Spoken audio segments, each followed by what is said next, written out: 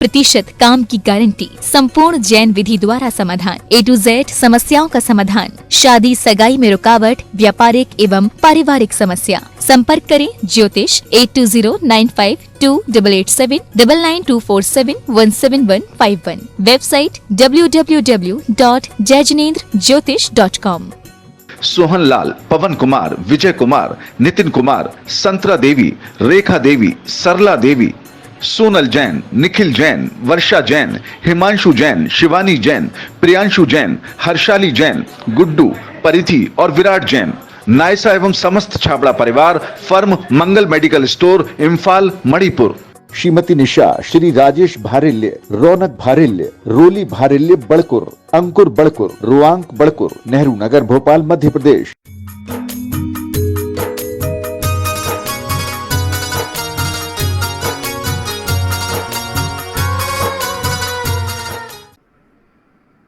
ओ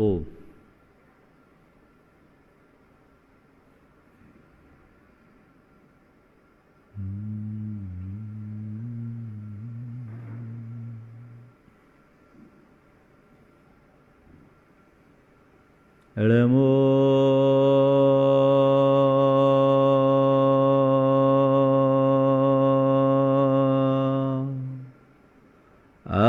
Arihantanam Namo Arihantanam Elemo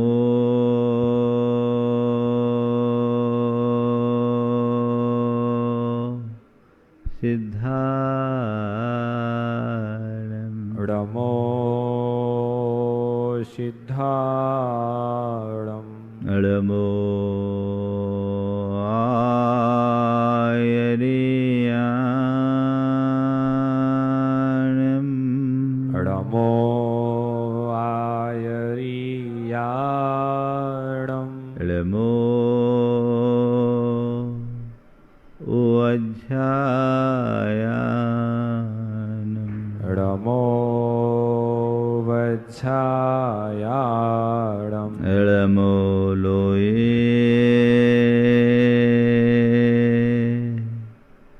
Savvasahunam Namo Loe Savvasahu Eso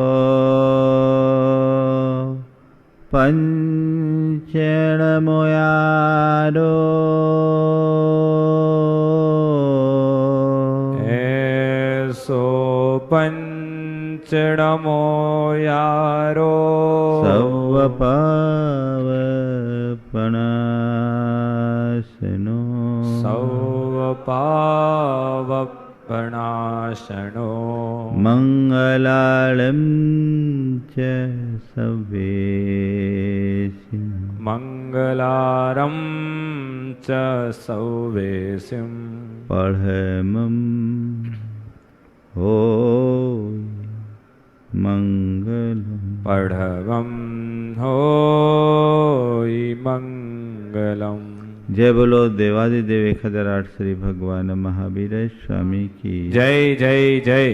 परम पूज्य आचार्य गुरुवर श्री विद्यासागर जी महाराज की जय जय जय। गुरुनाम गुरु आचार्य श्री ज्ञान सागर जी महाराज की जय जय जय। बोलिए परम पूज्य शंका समाधान प्रणेता पूज्य मुनि श्री प्रमाण सागर जी महामुनिराज की जय जय जय। आज का दिन समस्त संस्कृति के इतिहास का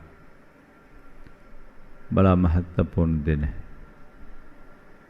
आज गुरु नाम गुरु ज्ञान सागर जी महाराज को समाधि की प्राप्ति हुई। मैं समझता हूँ वो ज्ञान के सागर तो थे ही, आज उन्हें ज्ञान का फल प्राप्त हुआ। ज्ञान का क्या, रत्नत्रय का फल प्राप्त हुआ। जब मैं ज्ञान सागर जी के संदर्भ में विचार करता हूँ, मैं आपसे कहूँ कि मैंने ज्ञान सागर जी महाराज को देखा है, तो ये बात सही नहीं होगी। और मैं कहूं कि मैंने उन्हें नहीं देखा तो ये बात भी सही नहीं होगी। महाराज क्या कह रहे हैं? हाँ, मैंने ज्ञान सागर जी महाराज को नहीं देखा क्योंकि मैंने भौतिक रूप से उनको नहीं देखा, पर मैं ज्ञान सागर जी को देखा हूं और देख रहा हूं क्योंकि आज उनकी कृति हमारे सामने है। जिसने आचार्य विद्यासागर को देखा उसने ज्ञान सागर को भी देखा। अनुमान लगा लो, तेरी प्रतिमा इतनी सुंदर, तू कितना सुंदर होगा। ज्ञान सागर जी महाराज बहुत महान थे। उनके व्यक्तित्व का हर पल हम सब के लिए प्रेरणादायी है। ज्ञान सागर जी महाराज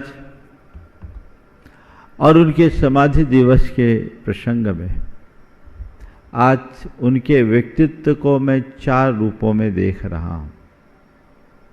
सबसे पहली बात, वे संकल्प के धनी थे। आज आप सब ज्ञान सागर जी महाराज के व्यक्तित्व के बारे में थोड़ा बहुत परिचय पाए होंगे। इतना जानते हैं कि ज्ञान सागर जी महाराज ज्ञान के सागर थे। आप सबको पता है कि उन्होंने 5 महाकाव्यों का सृजन किया। आपको ये पता है कि उन्हें कालिदास, अश्वघोष, माघ और बाणभट्ट जैसे महान कवियों के समकक्ष माना जाता है। लेकिन यहां तक पहुंचे कैसे? उन्हें यहां तक पहुंचाया उनके संकल्प ने। संकल्प से सिद्धि होती है। जो मनुष्य दृढ़ संकल्पी होता है वही अपने जीवन में सफल होता है। सर्व संकल्प वशात भवति लघुर भवति वा महान। सब कुछ संकल्प के बल पर होता है।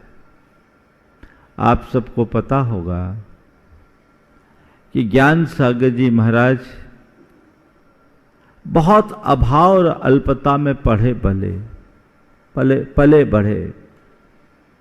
उनके पिताजी की बहुत अल्प अवस्था में मृत्यु हो गई। बाल्यकाल में पिता के वियोग को उन्हें सहा और बाल्य अवस्था में ही उन्हें अपने परिवार की जीविका चलाने के लिए रानौली राजस्थान से गया में आकर एक सेठ के यहां नौकरी करनी पड़ी। उस समय उनकी उम्र 12 वर्ष के आसपास होगी। उसी मध्य गणेश प्रसाद जी वर्णी के सानिध्य में गया में शाद्वाद महाविद्यालय वाराणसी के छात्रों का अधिवेशन हुआ। ज्ञान सागर जी महाराज जो भूरा मल कहलाते थे वहां थे और उन छात्रों को देखकर उनके हृदय में बैठा सरस्वती प्रेम फिर से उमड़ पड़ा और उन्होंने अपने बड़े भ्राता से निवेदन किया कि मुझे शाद्वाद महाविद्यालय में दाखिल होने दीजिए, मैं वहां पढ़ना चाहता हूं। भाई साहब ने कहा कि अभी घर की स्थिति ऐसी अनुकूल नहीं, तो कैसे पढ़ेगा? बोले मुझे पढ़ना है, आप मुझे अनुमति दो। यद्यपि उस समय की विषम पारिवारिक स्थिति इस अनुकूल नहीं थी, लेकिन उनके दृढ़ संकल्प के आगे उनके भ्राता को सम्मति देनी पड़ी और वो वहां से काशी गए। शाद्वाद महाविद्यालय में दाखिल हुए। उन्होंने अपना अध्ययन शुरू किया। बहुत दृढ़ अध्यवसायी थे, मेहनती, कठोर परिश्रमी। और वे स्वावलंबी थे।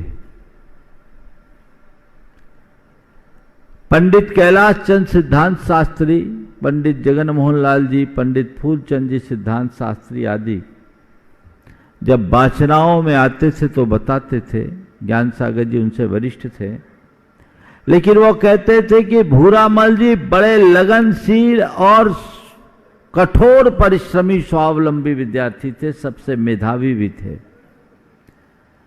और वे संस्था में अपना भार नहीं रखना चाहते थे। उस भार से संस्था को बचाने के लिए वे खाली समय में गंगा की घाट पर गमछा बेचा करते थे और उस आय से अपना खर्च चलाया करते थे, बहुत मेहनत करते थे। लेकिन उनके मन में एक प्रबल इच्छा थी कि मैं जैन साहित्य को पढ़ूं, जैन व्याकरण पढ़ूं और उसके बल पर ऐसे साहित्य का सृजन करूं जिसे देखकर बड़े बड़े विद्वान भी दांतों तले उंगली दबा सके। उस समय कोई ऐसा विद्वान नहीं था जो जैन साहित्य को पढ़ा सके, पढ़ाने में रुचि रखे। अपितु सांप्रदायिक अभिनिवेश के कारण जब किसी किसी विद्वान के पास जैन साहित्य लेकर के जाया जाता तो अनादर पूर्वक साहित्य का तिरस्कार कर देते थे। ज्ञान सागर जी के साथ भी ऐसा हुआ। उनको विद्वानों ने कहा कि जैनों के पास साहित्य है कहां जो हम तुम्हें पढ़ाएं, और जो वो लेकर गए उन्हें तिरस्कृत कर दिया। तब ज्ञान सागर जी महाराज ने एक संकल्प ठाना कि मैं अब जैन साहित्य ही पढ़ूंगा और जैन साहित्य को पढ़कर ऐसे साहित्य का सृजन करूंगा जिसका बड़े बड़े विद्वान भी लोहा माने। और मन ही मन संकल्प लिया कि अब मैं आजीवन ब्रह्मचर्य रखूंगा, क्योंकि उन्हें लग रहा था कि विवाह के बंधन में बंधने से मेरी जो ज्ञान की उपासना आराधना है वो प्रभावित होगी। उनने खुद से बाल ब्रह्मचारी का व्रत धारण किया, आजीवन ब्रह्मचर्य व्रत अंगीकार किया। और उस समय एक अंबा दास जी शास्त्री नाम के उदार चित्त विद्वान थे, उनसे उन्होंने पढ़ा, जैन साहित्य पढ़ा। शास्त्री तक की उपाधि उन्होंने शाद्वाद विद्यालय से की। वे आगे भी पढ़ सकते थे, पर उनका विचार था कि परीक्षालयी परीक्षाओं के माध्यम से उपार्जित ज्ञान से कहीं अधिक बड़ा ज्ञान सतत स्व अर्जित स्वाध्याय से होता है। उन्होंने अपने स्वाध्याय का क्रम जारी रखा। सिद्धांत, दर्शन, न्याय, व्याकरण और साहित्य के पारगामी विद्वान बने। यह उनके संकल्प का प्रतिफल था। उनने अपने संकल्प को सिद्ध किया, सब कुछ भुलाकर, और उसका ये सुपरिणाम निकला कि वे 5 महाकाव्यों के सृजक बन गए। वीरोदय, जयोदय, दर्शनोदय, सुदर्शनोदय, विवेकोदय जैसे महान महान संस्कृत के ग्रंथ, जिन पर अनेक विद्वानों ने, लगभग 30 विद्वानों ने शोध किया, पीएचडी की डिग्री प्राप्त की और कई ने डीलिट पाया। ज्ञान सागर जी महाराज ज्ञान के सागर थे। इसका अनुभव उनके द्वारा सृजित साहित्य से होता है। ज्ञान सागर जी महाराज के ग्रंथों पर सबसे पहला शोध कुमायूं विश्वविद्यालय नैनीताल की एक शोध छात्रा थी, डॉक्टर कुमारी किरण टंडन। उनके शोध का विषय था महाकवि ज्ञान सागर के काव्य एक अध्ययन। उन्होंने ज्ञान सागर जी महाराज पर शोध किया। कहाँ? कुमायूं विश्वविद्यालय नैनीताल से। उनके गाइड भी जैन नहीं, वो भी जैन नहीं। उनने अपना पूरा शोध किया और उसका प्रकाशन हुआ। वो भी किसी जैन ने प्रकाशित नहीं किया। वो तो ग्रंथ जब प्रकाशित होकर आया मैंने पढ़ा, उसमें जो बात उन्होंने लिखी कि यदि हम धर्म निरपेक्ष और संप्रदाय निरपेक्ष होकर विचार करें, बौद्ध और हिंदू कवियों के द्वारा उपेक्षित जैन कवि का तटस्थ भाव से अगर मूल्यांकन करें तो हम कह सकते हैं कि अस्मद आलोच्य महाकवि ज्ञान सागर जी, कालिदास, अश्वघोष, माघ जैसे महान कवियों में की श्रेणी में अपना स्थान पाने के अधिकारी तो हैं ही। यमक और अनुप्रास अलंकार के क्षेत्र में तो उन्होंने कालिदास को भी पीछे छोड़ दिया। ये उनकी संकल्प की सिद्धि का उदाहरण है। उसके बाद जयोदय महाकाव्य का शैली वैज्ञानिक अध्ययन डॉक्टर जय कुमार उपाध्याय शास्त्री ने लिखा। कुमारी आराधना जैन ने, डॉक्टर आराधना जैन ने भी जयोदय महाकाव्य पर अपना शोध किया। उन्होंने एक बहुत अच्छी बात कही। बरकतुल्लाह विश्वविद्यालय भोपाल से उनने शोध की उपाधि, पीएचडी की शोध अपना प्रस्तुत किया। उसके वायवा के लिए जब वो गई तो दिल्ली विश्वविद्यालय के कुलपति डॉक्टर सत्यव्रत चतुर्वेदी उनका वायवा लेने के लिए आए। जब वायवा लिया उसके बाद पूछा कि ज्ञान सागर जी महाराज अभी कहाँ हैं? तो आराधना बहन ने कहा कि वो समाधि हो गई। उनके शिष्य आचार्य विद्यासागर जी, उनकी आंखें छलक पड़ी और कहा, दुर्भाग्य है कि ऐसे महान कवि का हम दर्शन नहीं कर पा रहे हैं। यदि आज वे यहां होते तो हम उन्हें धरती पर पैर नहीं रखने देते। ये ज्ञान सागर जी महाराज की ज्ञान की गरिमा का उत्कृष्ट उदाहरण है। एक ऐसा व्यक्ति जिसके पास कोई साधन नहीं,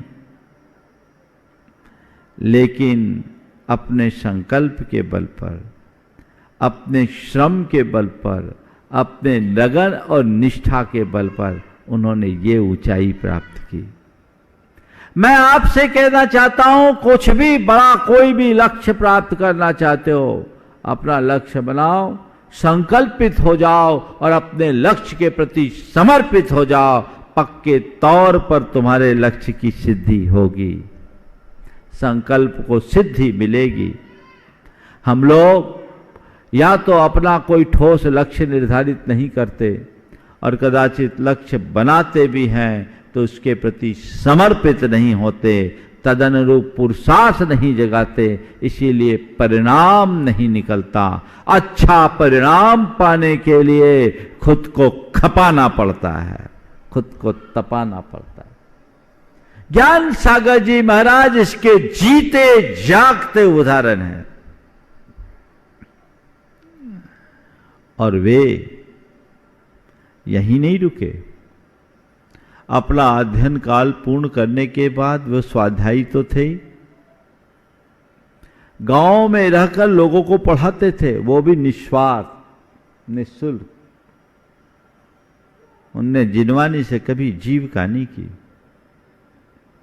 और उन्होंने आचार्य शिव सागर जी महाराज, आचार्य वीर सागर जी महाराज, आचार्य शिव सागर जी महाराज के संग में भी अध्यापन का कार्य किया ब्रह्मचारी अवस्था में। बाद में शिव सागर जी महाराज से उन्होंने दीक्षा ली। उनके प्रथम शिष्य होने के बाद वे आचार्य बने। आचार्य महाराज ने एक बार बताया था कि धर्म सागर जी महाराज जो शिव सागर जी के समाधि अचानक हुई समाधि के बाद पट्टाचार्य बने। ज्ञान सागर जी महाराज और धर्म सागर जी का एक बार अजमेर या किशनगढ़ में मिलन हुआ। ज्ञान सागर जी महाराज जितने ज्ञानी थे उतने ही विनम्र भी थे। उन्होंने धर्म सागर जी महाराज को उच्चासन देना चाहा, तो धर्म सागर जी महाराज भी उतने ही विनम्र थे।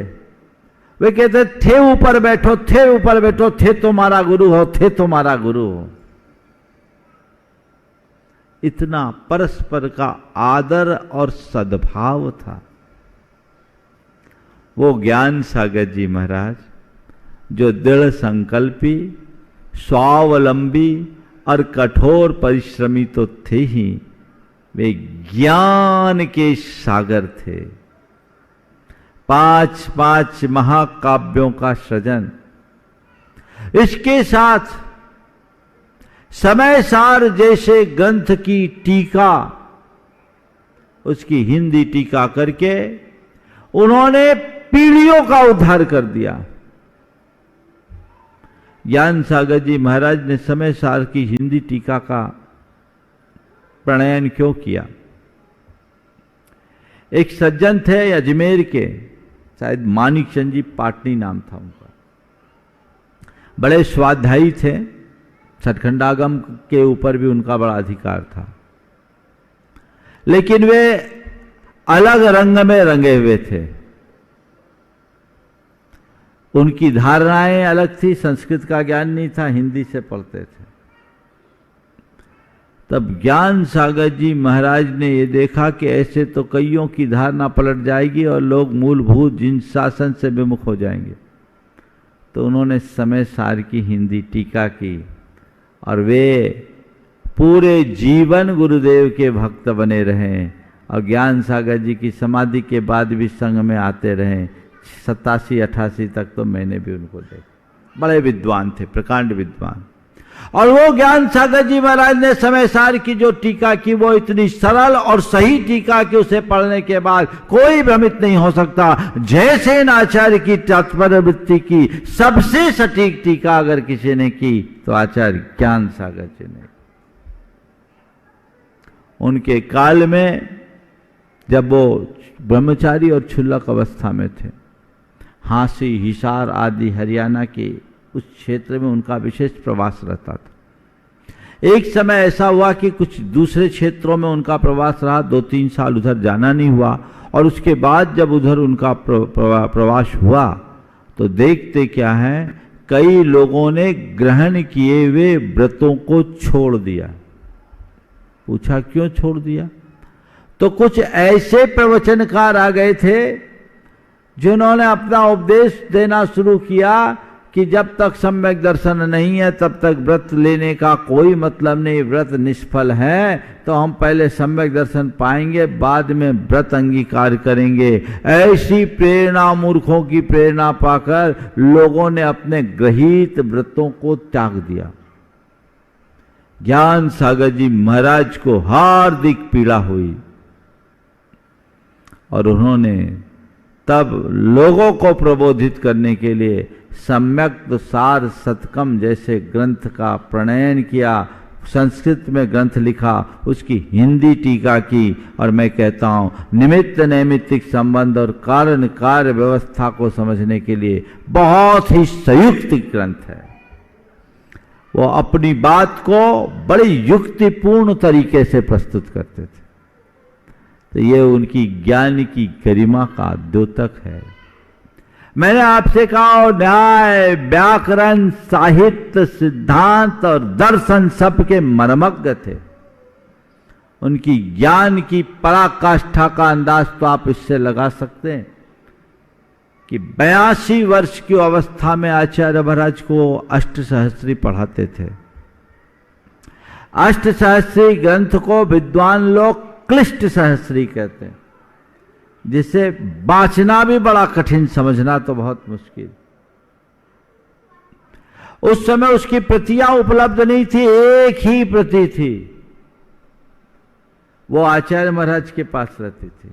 और ज्ञान सागर जी महाराज को 8000 श्लोक प्रमाण अष्टसहस्री ग्रंथ मुखाग्र याद था। वो बिना देखे पढ़ाते थे और आचार्य महाराज पढ़ते थे। और उस अवस्था में उन्होंने आचार्य महाराज को अष्टसहस्री ऐसे गले उतार दिया मानो बहुत साधारण सा ग्रंथ। ये उनकी विद्वत्ता की पराकाष्ठा थी।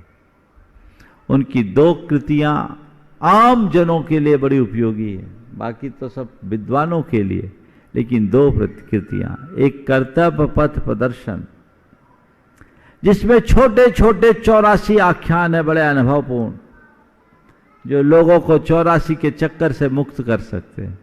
वे 84 आख्यान बड़ी प्रेरणादायी, बहुत सरलतम शब्दों में। और दूसरा रद्दकरण सावकाचार्य की उनकी व्याख्या है मानव धर्म। उन्होंने संप्रदायातीत व्याख्या की, मानवीय मूल्यों की प्रमुखता के साथ। हर किसी को पढ़ना चाहिए, ऐसा जो सीधे हृदय में उतर जाए, एक एक शब्द आपके अंतर मन को उत्प्रेरित करने वाले। ऐसे ज्ञान सागर जी महाराज जो ज्ञान के सागर थे और बड़े आध्यात्मिकता से ओतप्रोत थे, आध्यात्मिक साधक थे। वो इतने बड़े बड़े ग्रंथ रखने के बाद भी निष्प्रह रहते थे। उनको इन सब चीजों से ज्यादा कोई प्रयोजन नहीं रहता था। उन्होंने जब वीरोदय का सृजन किया, वीरोदय ऐसी पड़ी हुई थी। एक सज्जन ने देखा, बोले महाराज इतना बड़ा ग्रंथ, वो खुद भी विद्वान थे, इतना बड़ा ग्रंथ आपने सृजन कर दिया, हम लोगों को आपने बताया नहीं, हम इसका प्रकाशन करना चाहते हैं, आप प्रकाशन की अनुमति दो। ज्ञान सागर जी ने कहा, मैं साधक हूं, प्रचारक नहीं। मैं साधक हूं, प्रचारक नहीं।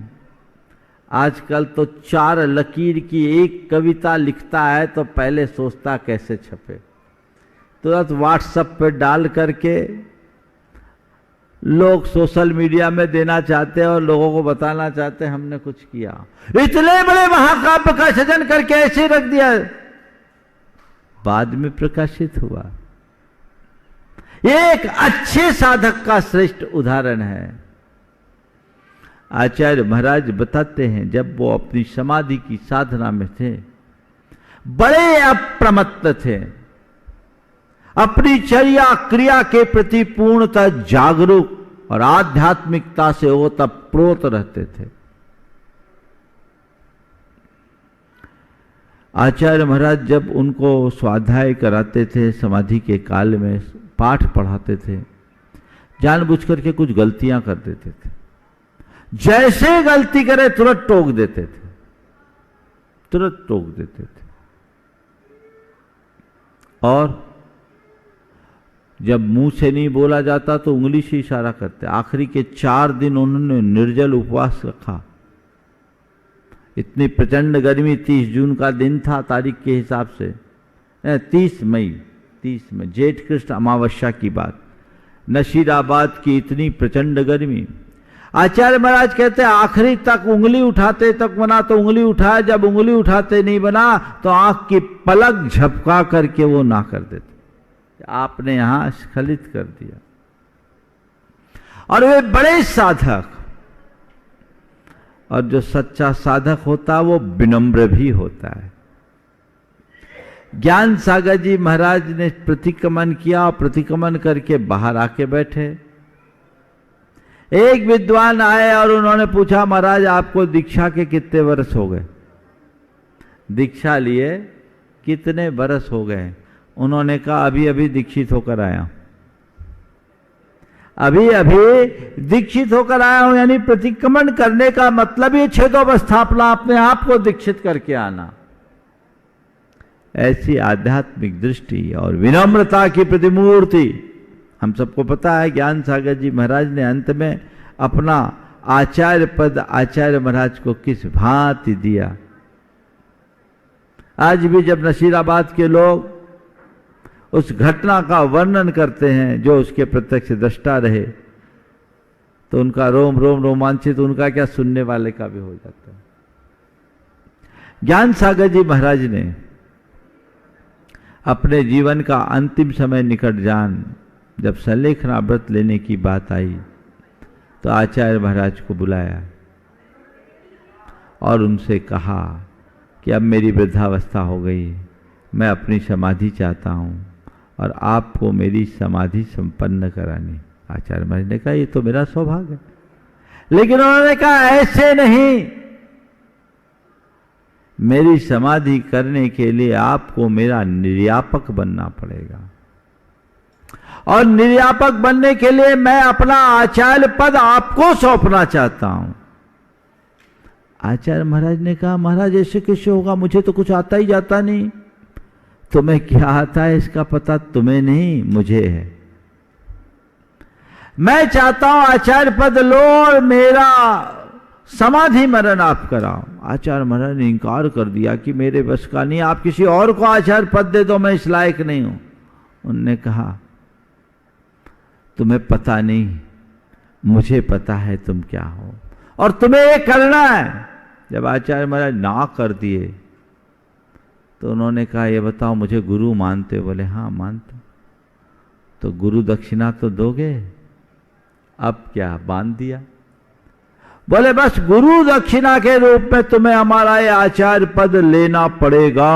हमारे इतिहास में गुरु दक्षिणा में शिष्य का अंगूठा लिया, लेकिन ये इतिहास की पहली घटना है जहां गुरु ने अपने गुरु दक्षिणा में अपना पद अपने शिष्य को देकर शिष्य को ही अपना गुरु बना लिया।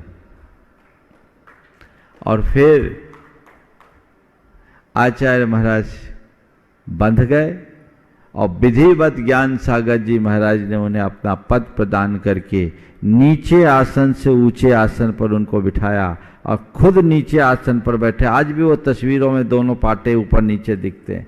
और मैं तो उस स्थान पर भी होकर आया जिस नसिया जी में, सेठी जी की नसिया में, ये आचार्य पद आचार्य ज्ञान सागर जी ने दिया था और उन्हें नमोस्तु निवेदित किया। सोचो, जिसे कखहरा से पढ़ाना सीखा, कखग से पढ़ाया, उस शिष्य को ही अपना गुरु। इतिहास में ऐसी कोई घटना देखने को नहीं मिलती। इतना प्रकांड विद्वान, इतना ज्ञानी साधक, इतना लघु और विनम्र हो सकता है।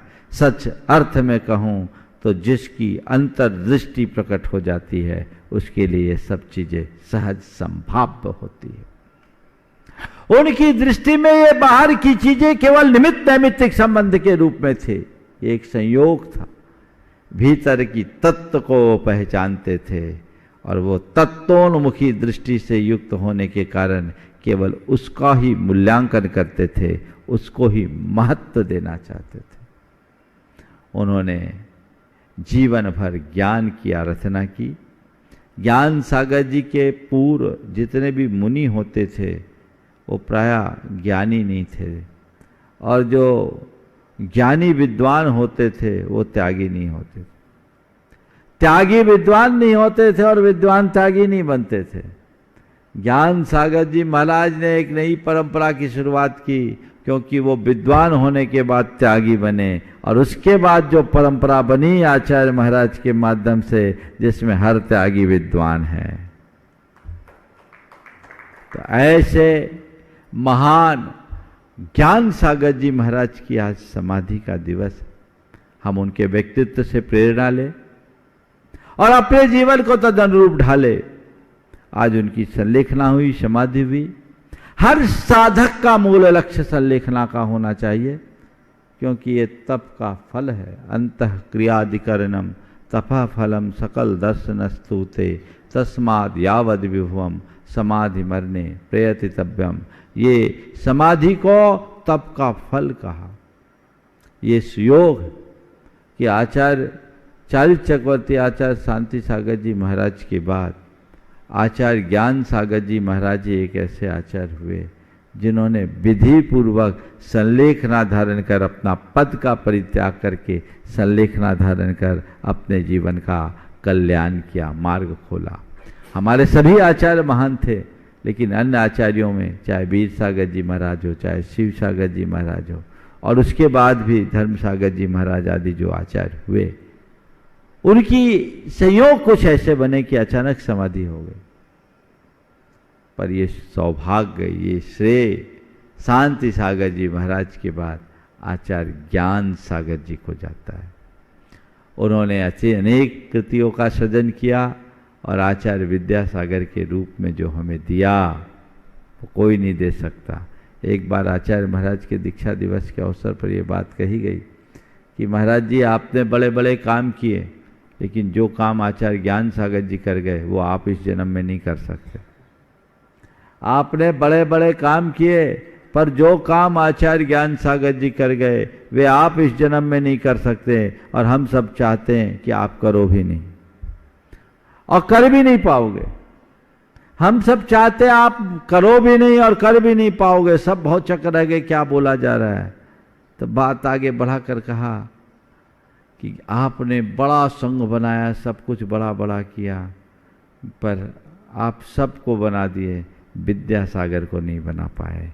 और आचार्य ज्ञान सागर ने एक विद्यासागर बना दिया जिसकी पूर्ति न भूतो न भविष्यति। सदियों के बाद हमें ऐसे श्रेष्ठ आचार्य की उपलब्धि हुई है, और इन सब का श्रेय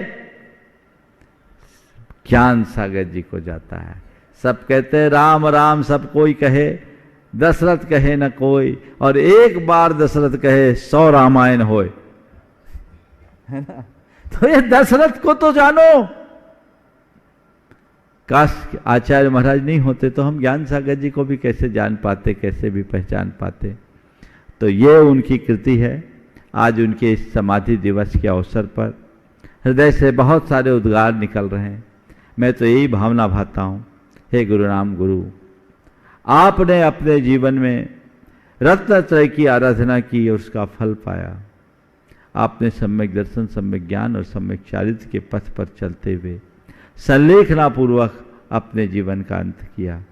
हम भी आपके चरणों में विनम्र श्रद्धांजलि अर्पित करते हुए ये भावना भाते हैं कि आप जैसी बुद्धि और आप जैसा पुरुषार्थ हम सबके हृदय में बना रहे, और हम भी आपकी तरह जीवन पर्यंत रत्नत्रय की आराधना करते हुए अंत में समाधि संलेखना पूर्वक उसका फल प्राप्त कर सके। आज के इस ज्ञान सागर जी महाराज के समाधि दिवस के अवसर पर मैं उनके चरणों में यही विनयाञ्जलि अर्पित करता हूँ। वे महान थे, और ऐसे महान आचार्यों का संयोग जिन्हें मिला है वे भी महान हैं। आज वे हमारे बीच नहीं हैं, उनका पार्थिव शरीर नहीं है, लेकिन उनका यशा शरीर आज भी हम सबके बीच है। तो ये उनके जीवन की सबसे बड़ी उपलब्धि है। कहते हैं जिनका यश जीवित होता है वो इस दुनिया में न रहने के बाद भी अमर हो जाता है। उनने अपने कृतित्व से अपने जीवन को निखारा है। हम सब के लिए भी वही संदेश है।